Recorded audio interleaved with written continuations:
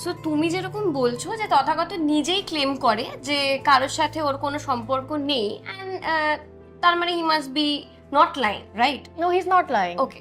So কিন্তু এর পরেও আমরা শুনতে পাই যে তথাগতর সাথে একজন নায়িকার খুব ঘনিষ্ঠ সম্পর্ক, সেটা প্রেম নাও হতে পারে। তো সেই ক্ষেত্রে তুমি কি বলবে যে সেই সম্পর্কটা তোমাদের মধ্যে যে দূরত্বটা এটার কারণ? এটা কি তুমি বলতে পারবে?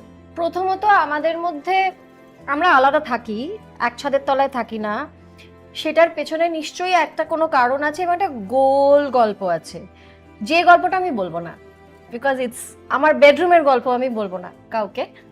তো সেটা যাই হোক না কেন, কিন্তু এই যে জল্পনা কল্পনা যেটা তুই বলছিস যে কাউকে নিয়ে, কোনো নায়িকাকে নিয়ে, সেই জল্পনা কল্পনাটা অনেকটা ট্রোলিং এরই মতো।